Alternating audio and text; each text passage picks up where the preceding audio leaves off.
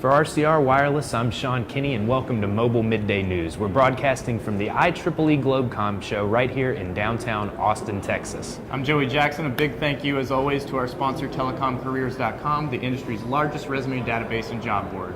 In telco provider news, AT&T continues to tip up its software-defined network and network function virtualization game with the addition of Cisco Systems, Ciena and Broacade Communications to its supplier program. The new supplier program is the update to Domain 1.0 from 2009. The 2.0 version is meant to increase reliability in system architecture. Other Domain 2.0 partners include Ericsson Tail F Systems and Metaswitch Networks. For more on that story and update on what AT&T is doing with voice over LTE, we're going to bring in our editor-in-chief, Dan Meyer.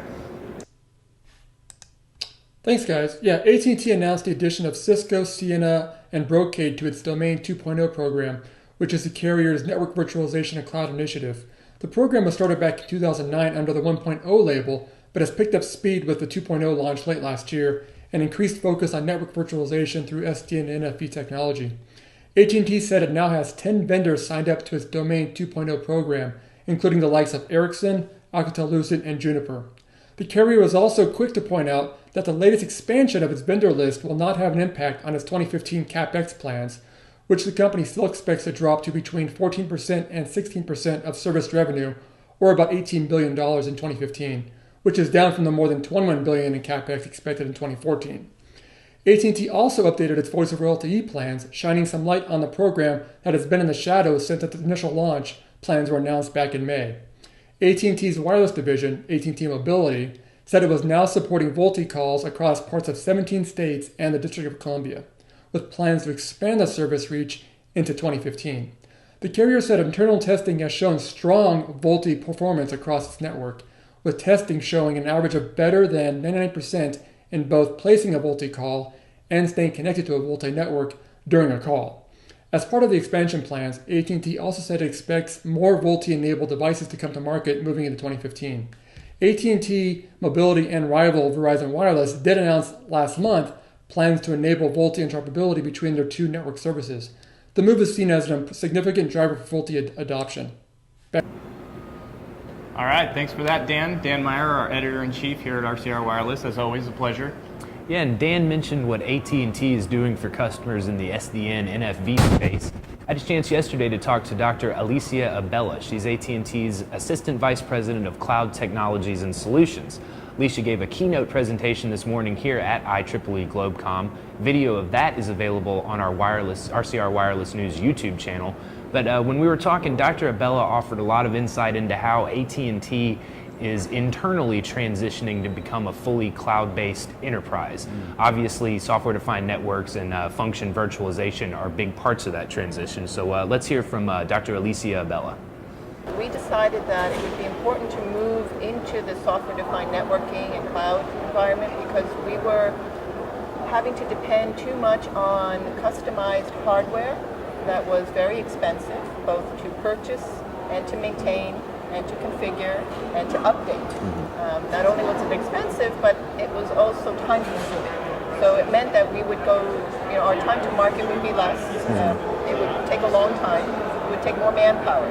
But with the cloud technologies, there is this promise of being able to do all this, be able to do service deployment quickly, and to be able to also configure and maintain all these services and applications much more readily and without the cost of these customized hardware, because what we're using now is commodity hardware, cheap off-the-shelf hardware that we can just configure very quickly and have our applications and services running on them. Yeah, Joey, we've been hearing and seeing lots of interesting stories all week at IEEE Globecom. Yeah, I put together a look at some of the best sights and sounds that we saw here this week. We are connecting in more ways and more often than ever before. This is an LTE connected car. The realization of a dream we've had for a long time. So here you see LTE application framework. We came up with a system design language, basically. It's a sort of an arms race where, you know, company X wants to be the first to prove a particular technology. Wi-Fi settings. Once we bring these services, AT&T 4G LTE, into the vehicle, it's going to open up a world of opportunity. As we move to a virtualized network, there are different challenges that we face. I'm showing you Ericsson's Mint Analytics. And this is a virtual home gateway. Here we have, in fact, in this banner, tells our complete end-to-end story. There's a lot that can be done, and then of course utilizing that information to really look at how do you move forward. I think what you'll see is some of the best ideas will can be combined with other ideas over time. But no, this does not drive itself just yet. But that's certainly the future of the automobile, is moving towards that autonomous vehicle. We've made a major milestone, and we're looking forward to 2015 to show the power, as we see here in these demonstrations, of what is possible.